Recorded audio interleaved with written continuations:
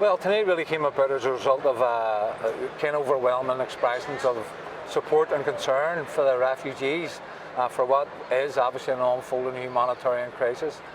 People right across this city have been expressing their concern, and I've been asked two major questions in the last week. Number one, what can we do about it? And number two, what are you as politicians going to do about it? So I thought it was important that I created an event in which people could turn out and show their solidarity for the refugees. And the second thing I've done is called an emergency meeting at Council tonight to discuss what we're going to do as a council. Okay, good evening, ladies and gentlemen. We're going to make a start. If I may, I'd like to begin by saying a very big thank you to the Belfast community.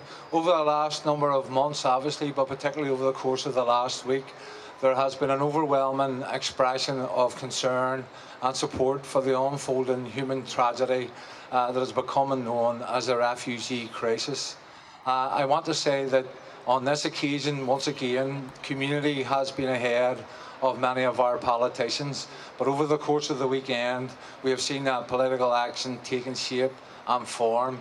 I hope that we can help in our part to alleviate the distress and the suffering and the pain of the refugees. I mean, the council has a lot of resources and a lot of services.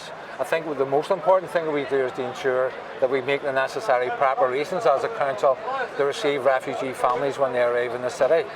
So there's a whole host of resources that the council has, and I really don't want to preempt maybe any suggestions that councillors might make at the meeting, but I'm sure there's a number of things that we can do that are very practical and very helpful and that will support refugees when they arrive in Belfast. You take your children, that's all you can take.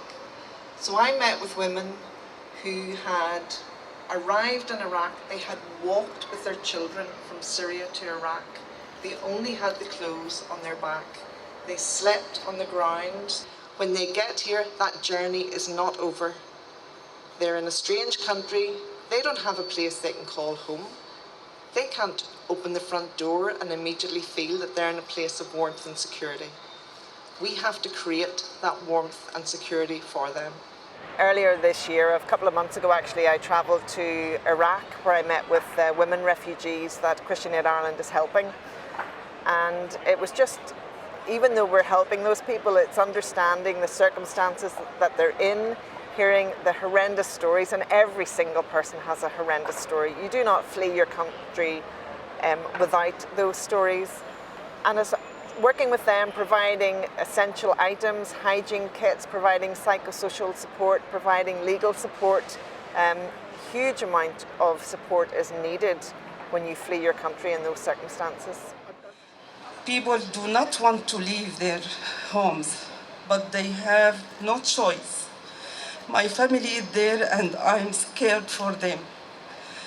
The people in Syria are suffering so much, and also those living in refugee camps. Two main things you can do to help. Number one is donate. Find an organisation like Christian Aid and donate. Somebody who's actually working in the area, who's working in Syria or Iraq or Lebanon, because that's where money is needed now to support those people. And secondly, then actually whenever refugees come here, open your hearts. That's what I'm saying to people. Show your compassion.